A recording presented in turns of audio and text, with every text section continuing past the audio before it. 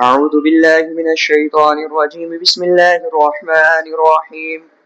وما من دابة في الأرض إلا على الله رزقها ويعلم مستقرها ومستودعها كل في كتاب مبين. وهو الذي خلق السماوات والأرض في 6 أيام وكان عرشه على الماء ليبلوكم أيكم أحسن عملا. ولئن قلت إنكم مبعوثون من بعد الموت ليقولن الذين كفروا إن هذا إلا سحر مبين. ولئن أخرنا عنهم العذاب إلى أمة معدودة ليقولن ما يحبسه ألا يوم يأتيهم ليس مصروفا عنهم وحاك بهم ما كانوا به يستهزئون. ولئن أذقنا الإنسان منا رحمة ثم نزعناها منه إنه ليئوس كفور. ولئن أذقناه نعماء بعد ضراء مسته ليقولن ذهب السيئات عني إنه لفرح فخور. إلا الذين صبروا وعملوا الصالحات أولئك لهم مغفرة وأجر كبير. فلعلك تارك بعد ما يوحى إليك وضائق به صدرك أن يقولوا لولا أنزل عليه كنز أو جاء معه ملك إنما أنت نذير والله على كل شيء وكيل. أم يقولون افتراه قل فأتوا بعشر سور مثله مفتريات وادعوا من استطعتم من دون الله إن كنتم صادقين. فإن لم يستجيبوا لكم فاعلموا أنما أنزل بعلم الله وأن لا إله إلا هو فهل أنتم مسلمون. من كان يريد الحياة الدنيا وزينتها نوفي إليهم أعمالهم فيها وهم فيها لا يبخسون. أولئك الذين ليس لهم في الآخرة إلا النار وحبط ما صنعوا فيها وباطل ما كانوا يعملون. أفما كان على بينة من ربه ويتلوه شاهد منه ومن قبله كتاب موسى إماما ورحمة أولئك يؤمنون به. ومن يكفر به من الأحزاب فالنار موعده فلا تك في مرية منه إنه الحق من ربك ولكن أكثر الناس لا يؤمنون. ومن أظلم ممن افترى على الله كذبا أولئك يعرضون على ربهم ويقول الأشهاد هؤلاء الذين كذبوا على ربهم ألا لعنة الله على الظالمين الذين يصدون عن سبيل الله ويبغونها عوجا وهم بالآخرة كافرون. أولئك لم يكونوا معجزين في الأرض وما كان لهم من دون الله من أولياء يضاعف لهم العذاب ما كانوا يستطيعون السمع وما كانوا يبصرون. أولئك الذين خسروا أنفسهم وضل عنهم ما كانوا يفترون لا جرم أنهم في الآخرة هم الأخسرون. إن الذين آمنوا وعملوا الصالحات وأخبتوا إلى ربهم أولئك أصحاب الجنة هم فيها خالدون. مثل الفريقين كالأعمى والأصم والبصير والسميع هل يستويان مثلا أفلا تذكرون. ولقد أرسلنا نوحا إلى قومه إني لكم نذير مبين ألا تعبدوا إلا الله إني يخاف عليكم عذاب يوم عظيم. فقال الملأ الذين كفروا من قومه ما نراك إلا بشرا مثلنا وما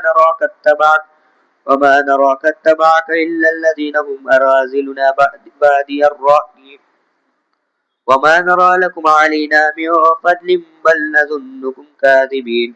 قال يا قوم أرأيتم إن كنت على بينة من ربي وآتاني رحمة من عنده فأميت عليكم أنلزمكموها وأنتم لها كارهون. ويا قوم لا أسألكم عليه مالا إن أجري إلا على الله وما أنا بطارد الذين آمنوا إنهم ملاقو ربهم ولكني أراكم قوما تجهلون. ويا قوم من ينصرني من الله إن طردتهم أفلا تذكرون. ولا أقول لكم عندي خزائن الله ولا أعلم الغيب ولا أقول إني ملك ولا أقول للذين تزدري أعينكم لن يؤتيهم الله خيرا الله أعلم بما في أنفسهم إني إذا لمن الظالمين قالوا يا نوح قد جادلتنا فاخترت جدالنا فأتنا بما تعدنا إن كنت من الصادقين قال إنما يأتيكم به الله إن شاء وما أنتم بمعجزين ولا ينفعكم نصحي إن أردت أن أنصح لكم إن كان الله يريد أن يغويكم هو ربكم وإليه ترجعون أم يقولون افتراه قل إن افتريته فعلي إجرامي وأنا بريء مما تجرمون وأوحي إلى نوح أنه لن يؤمن من قومك إلا من قد آمن فلا تبتئس بما كانوا يفعلون واصنع الفلك بأعيننا ووحينا ولا تخاطبني في الذين ظلموا إنهم مغرقون ويصنع الفلك وكلما مر عليه ملأ من قومه سخروا منه قال إن تسخروا منا فإنا نسخر منكم كما تسخرون فسوف تعلمون من يأتيه عذاب يخزيه ويحل عليه عذاب مقيم حتى إذا جاء أمرنا وفارت النور قل نحمل فيها من كل زوجين اثنين وأهلك إلا ما سبق عليه القول وما آمن معه إلا قليل وقال اركبوا فيها بسم الله مجريها ومرساها إن ربي لغفور رحيم وهي تجري بهم في موج كالجبال ونادى نوح ابنه وكان في معزل يا بني اركب معنا ولا تكن مع الكافرين قال سآوي إلى جبل يعصمني من الماء قال لا آسم اليوم إلا من أمر الله إلا من رحم وحال بينهما الموج فكان من المغرقين وقيل يا أرض ابلعي ماءك ويا سماء واقلعي وغيض الماء وقضي الأمر واستوت على الجودي وقيل بعدا للقوم الظالمين ونادى نوح ربه فقال ربي إن ابني من أهلي وإن وعدك الحق وأنت أحكم الحاكمين قال يا نوح إنه ليس من أهلك إنه عمل غير صالح فلا تسألني ما ليس لك به علم إني أعظك أن تكون من الجاهلين قال ربي إني أعوذ بك أن أسألك ما ليس لي به علم وإلا تغفر لي وترحمني يكن من الخاسرين قيل يا نوح اهبط بسلام منا وبركات عليك وعلى ممن معك وأمم سنمتعهم ثم يمسهم منا عذاب أليم تلك من أنباء الغيب نوحيها إليك ما كنت تعلمها إلا أنت ولا قومك من قبل هذا فاصبر إن العاقبة للمتقين وإلى عاد أخاهم هودا قال يا قوم اعبدوا الله ما لكم من إله غيره إن أنتم إلا مفترون يا قوم لا أسألكم عليه أجرا إن أجري إلا على الذي فطرني أفلا تعقلون ويا قوم استغفروا ربكم ثم توبوا إليه يرسل السماء عليكم مدرارا ويزدكم قوة إلى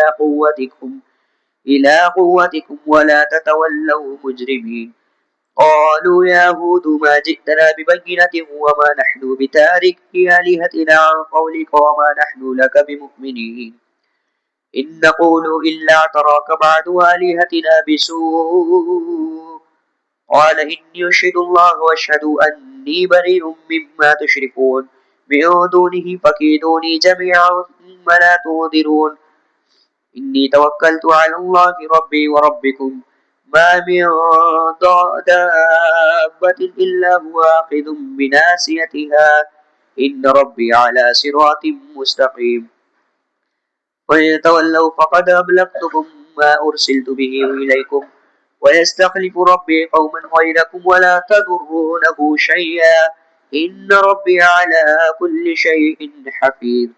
ولما جاء أمرنا نجينا هودا والذين آمنوا معه برحمة منا ونجيناهم من عذاب غليظ. وتلك عاد جهدوا بآيات ربهم وعصوا رسله واتبع أمر كل جبار عنيد. وأتبعوا في هذه الدنيا لعنة ويوم القيامة ألا إن عادا كفروا ربهم ألا بعدا لعاد قوم هود. وإلى ثمود أخاهم صالحا قال يا قوم اعبدوا الله ما لكم من إله غيره هو أنشأكم من الأرض واستعمركم فيها فاستغفروه ثم توبوا إليه إن ربي قريب مجيب.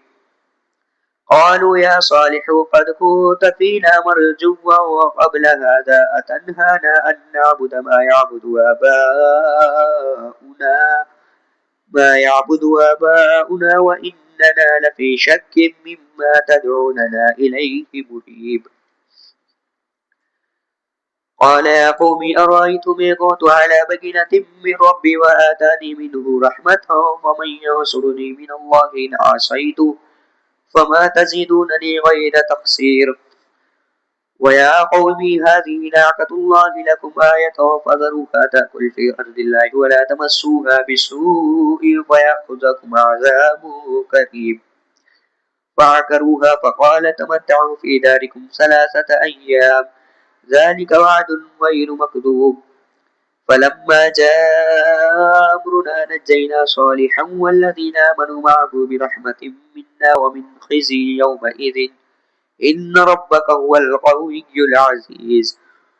وأخذ الذين ظلموا الصيحة فأصبحوا في ديارهم جاثمين كأن لم يغنوا فيها ألا إن ثمود كفروا ربهم ألا بعدا لثمود.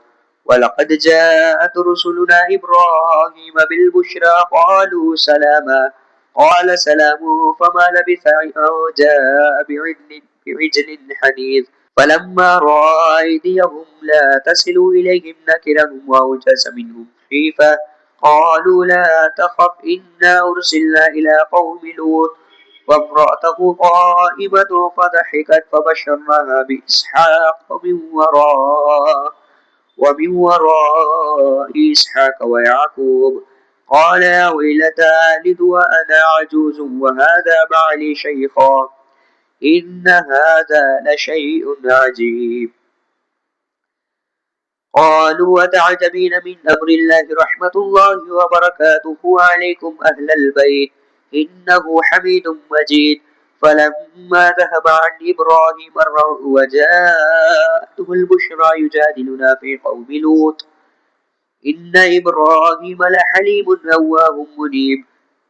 يا إبراهيم أعرض عن هذا إنه قد جاء أمر ربك وإنهم آتيهم عذاب غير مردود. ولما جاءت رسلنا لوطا سيء بهم وذاق بهم ذرعا وقال هذا يوم عصيب وجاءه قومه يهرعون إليه ومن قبل كانوا يعملون السيئات.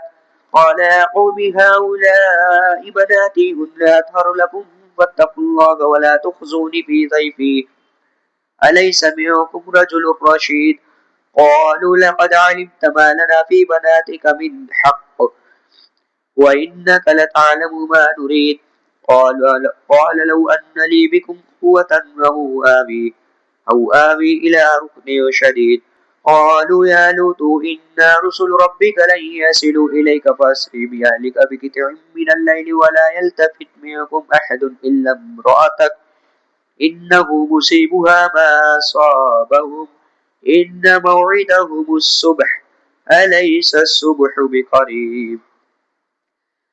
فلما جاء أمرنا جعلنا عاليها سافلها وأمطرنا عليهم حجارة من سجيل منضود مسومة عند ربك وما هي من الظالمين ببعيد. وإلى مدين أخاهم شعيبا قال يا قوم اعبدوا الله ما لكم من إله غيره ولا تنقصوا المكيال والميزان إني أراكم بخير وإني أخاف عليكم عذاب يوم محيط. ويا قوم ويا قوم أوفوا المكيال والميزان بالقسط ولا تبخسوا الناس أشياءهم ولا تعثوا في الأرض مفسدين. بقية الله خير لكم إن كنتم مؤمنين وما أنا عليكم بحفيظ. قالوا يا شعيب وصلاتك تأمرك أن نترك ما يعبد آباؤنا أو أن نفعل في أموالنا ما نشاء إنك لأنت الحليم الرشيد. قال يا قوم أرأيتم إن كنت على بينة من ربي ورزقني منه رزقا حسنا وما أريد أن أخالفكم إلى ما أنهاكم عنه إن يريد إلا الإصلاح ما استطعت وما توفيقي إلا بالله عليه توكلت وإليه أنيب. ويا قوم لا يجرمنكم شقاقي أن يصيبكم مثل ما أصاب قوم نوح أو قوم هود أو قوم صالح وما قوم لوط منكم ببعيد واستغفروا ربكم ثم توبوا إليه إن ربي رحيم ودود. قالوا يا شعيب ما نفقد كثيرا مما تقول وإنا لنراك فينا ضعيفا ولولا رهتك لرجمناك وما أنت علينا بعزيز. قال يا قوم رهطي أعز عليكم من الله واتخذتموه وراءكم ظهريا إن ربي بما تعملون محيط. ويا قوم اعملوا على مكانتكم إني أعمل فسوف تعلمون من يأتيه عذاب يخزيه ومن هو كاذب وارتقبوا إني معكم رقيب. فلما جاء أمرنا نجينا شعيبا والذين آمنوا ولما جاء أمرنا نجينا شعيبا والذين آمنوا معه برحمة منا وأخذت الذين ظلموا الصيحة فأصبحوا في ديارهم جاثمين كأن لم يغنوا فيها ألا بعدا لمدين كما بعد ثمود. ولقد أرسلنا موسى بآياتنا وسلطان مبين إلى فرعون وملئه فاتبعوا أمر فرعون وما أمر فرعون برشيد. يقدم قومه يوم القيامة فأوردهم النار وبئس الورد المورود. وأتبعوا في هذه الدنيا لعنة ويوم القيامة بئس الرفد المرفود. ذلك بالأنباء القرى نقصه عليك منها قائم وحسيد. وما ظلمناهم ولكن ظلموا أنفسهم فما أغنت عنهم آلهتهم التي يدعون من دون الله من شيء لما جاء أمر ربك وما زادوهم غير تتبيب. وكذلك أخذ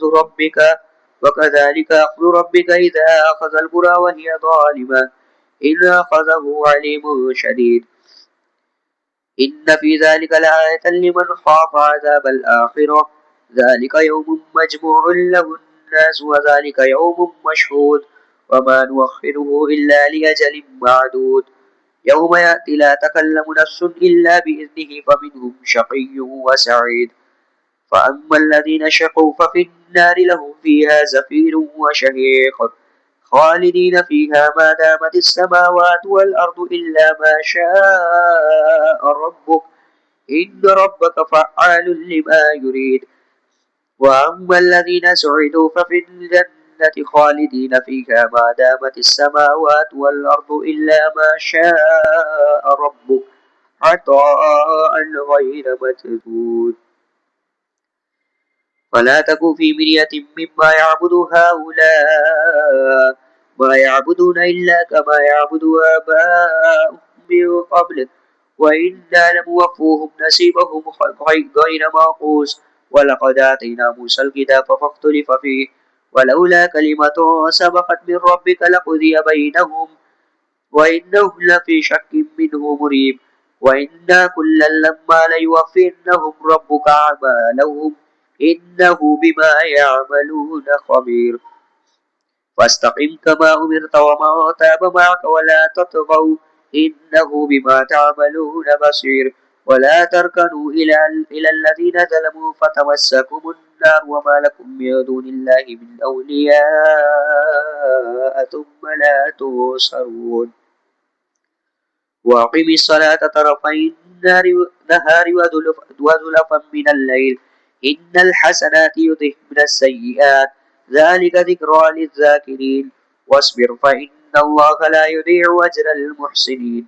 ولولا كان من القرون من قبلكم أولو بقية ينهون عن الفساد في الأرض إلا قليلا ممن أنجينا منهم واتبع الذين ظلموا ما أترفوا فيه وكانوا مجرمين. وما كان ربك ليهلك القرى بظلم وأهلها مصلحون. ولو شاء ربك لجعل الناس أمة واحدة ولا يزالون مختلفين إلا من رحم ربك ولذلك خلقهم وتمت كلمة ربك لأملأن جهنم من الجنة والناس أجمعين. وكلا نقص عليك من أنباء الرسل ما نثبت به فؤادك وجاءك في هذه الحق وموعظة وذكرى للمؤمنين. وقل للذين لا يؤمنون اعملوا على مكانتكم إنا عاملون واعتذروا إنا معتذرون. ولله غيب السماوات والأرض وإليه يرجع الأمر كله فاعبده وتوكل عليه وما ربك بغافل عما تعملون. بسم الله الرحمن الرحيم. ألف لام را تلك آيات الكتاب المبين إنا أنزلناه قرآنا عربيا لعلكم تعقلون.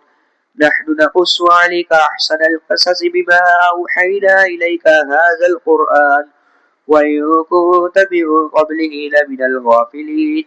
إذ قال يوسف لأبيه يا أبت إني رأيت 11 كوكبا والشمس والقمر رأيتهم لي ساجدين. قال يا بني لا تقصص رؤياك على إخوتك فيكيدوا لك كيدا إن الشيطان للإنسان عدو مبين. وكذلك يجتبيك ربك ويعلمك من تأويل الأحاديث ويتم نعمته عليك وعلى آل يعقوب كما أتمها على أبويك من قبل إبراهيم وإسحاق إن ربك عليم حكيم. لقد كان في يوسف وإخوته آيات للسائلين إذ قالوا ليوسف وأخوه أحب إلى أبينا منا ونحن عصبة إن أبانا لفي ضلال مبين. اقتلوا يوسف واطرحوه أرضا يخل لكم وجه أبيكم وتكونوا من بعده قوما صالحين. قال قائل منهم لا تقتلوا يوسف وألقوه في غيابة الجب يلتقطه بعد السيارة إن كنتم فاعلين. قالوا يا أبانا ما لك لا تأمنا على يوسف وإنا له لناصحون أرسله معنا غدا يرتع ويلعب وإنا له لحافظون. قال إني ليحزنني أن تذهبوا به وأخاف أن يأكله الذئب وأنتم عنه غافلون. قالوا لئن أكله الذئب ونحن عصبة إنا إذا لخاسرون. فلما ذهبوا به وأجمعوا أن يجعلوه في غيابة الجب وأوحينا إليه لتنبئنهم بأمرهم هذا وهم لا يشعرون. وجاءوا أباهم بعشاء يبكون. قالوا يا أبانا إنا ذهبنا نستبق وتركنا يوسف عند متاعنا فأكله الذئب وما أنت بمؤمن لنا ولو كنا صادقين. وجاءوا على قميصه بدم كذب قال بل سولت لكم أنفسكم أمرا فصبر جميل والله المستعان على ما تصفون. وجاءت سيارة فأرسلوا والده فأدلى دلوه قال يا بشرى هذا غلام وأسروه بضاعة والله عليم بما يعملون وشروه بثمن بخس دراهم معدودة وكانوا فيه من الزاهدين. وقال الذي اشتراه من مصر لامرأته أكرمي مثواه عسى أن ينفعنا أو نتخذه ولدا وكذلك مكنا ليوسف في الأرض ولنعلمه من تأويل الأحاديث والله غالب على أمره ولكن أكثر الناس لا يعلمون. ولما بلغ أشده آتيناه حكما وعلما وكذلك نجزي المحسنين. وراودته التي هو في بيتها عن نفسه وغلقت الأبواب وقالت هيت لك قال معاذ الله إنه ربي أحسن مثواي إنه لا يفلح الظالمون. ولقد همت به وهم بها لولا أن رأى برهان ربه كذلك لنصرف عنه السوء والفحشاء إنه من عبادنا المخلصين. واستبق الباب وقدت قميصه من دبر وألف يا سيدها لدى الباب قالت ما جزاء من أراد بأهلك سوءا إلا أن يسجن أو عذاب أليم. قال هي راودتني عن نفسي وشهد شاهد من أهلها إن كان قميصه قد من قبل فصدقت وهو من الكاذبين وإن كان قميصه قد من دبر فكتبت وهو من الصادقين. فلما رأى قميصه قد من دبر قال إنه من كيدكن إن كيدكن عظيم. يوسف أعرض عن هذا واستغفري لذنبك إنك كنت من الخاطئين. وقال نسوة في المدينة امرأة العزيز تراود فتاها عن نفسه قد شغفها حبا إنا لنراها في ضلال مبين. فلما سمعت بمكرهن أرسلت إليهن واعتدت لهن متكئا وآتت كل واحدة منهن سكينا وقالت اخرج عليهن. فلما رأينه أكبرنه وقطعنا أيديهن وقلنا حاشا لله ما هذا بشرا إن هذا إلا ملك كريم. قالت فذلكن الذي لمتنني فيه ولقد راودته عن نفسه فاستعصم ولئن لم يفعل ما آمره ليسجنن وليكونن من الصاغرين. قال رب السجن أحب إلي مما يدعونني إليه وإلا تصرف عني كيدهن أصب إليهن وأكن من الجاهلين. فاستجاب له ربه فصرف عنه كيدهن إنه هو السميع الأليم. ثم بدا لهم من بعد ما رأوا الآيات ليسجننه حتى حين. ودخل معه السجن فتيان فقال أحدهما إني أراني أعصر خمرا وقال الآخر إني أراني أحمل فوق رأسي خبزا تأكل الطير من رأسي نبئنا بتأويله إنا نراك من المحسنين. قال لا يأتيكما طعام ترزقانه إلا نبأتكما بتأويله قبل أن يأتيكما ذلكما مما علمني ربي إني تركت ملة قوم لا يؤمنون بالله وهم بالآخرة هم كافرون. واتبعت ملة آباء إبراهيم وإسحاق ما كان لنا أن نشرك بالله من شيء ذلك من فضل الله علينا وعلى الله وعلى الناس ولكن أكثر الناس لا يشكرون. يا صاحبي السجن أرباب متفرقون خير أم الله الواحد القهار ما تعبدون من دونه إلا أسماء سميتموها أنتم وآباؤكم ما أنزل الله بها من سلطان إن الحكم إلا لله أمر أن لا تعبدوا إلا إياه ذلك الدين القيم ولكن أكثر الناس لا يعلمون. يا صاحبي السجن أما أحدكما فيسقي ربه خمرا وأما الآخر فيسلب فتأكل الطير من رأسه قضي الأمر الذي فيه تستفيان. وقال للذي ظن أنه في ناج منهما اذكرني عند ربك فأنساه الشيطان ذكر ربك فلبث في السجن بضع سنين. وقال الملك إني أرى سبع بقرات سمان يأكلهن سبع عجاف وسبع سنبلات خضر وأخر يابسات يا أيها الملأ أفتوني في رؤياي إن كنتم للرؤيا تعبرون. قالوا أضغاث أحلام وما نحن بتأويل الأحلام بعالمين. فقال الذي نجا منهما وادكر بعد أمتنا أنا أنبئكم بتأويله فأرسلون. يوسف أيها الصديق وافتنا في سبع بقرات سمان يأكلهن سبع عجاف وسبع سنبلات خضر وأخر يابسات لعلي أرجع إلى الناس لعلهم يعلمون.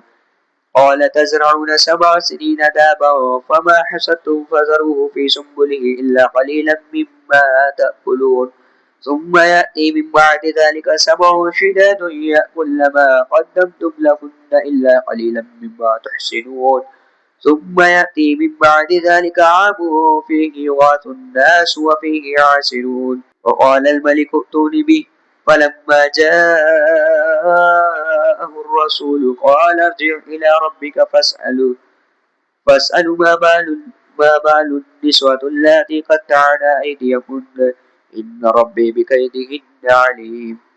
قال ما خطبكن إذ راوتن يوسف عن نفسه قلنا حاشا لله ما علمنا عليه من سوء.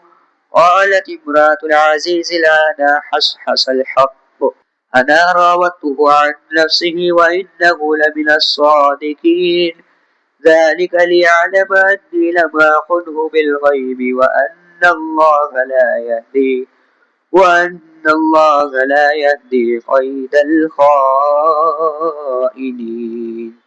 صدق الله العظيم.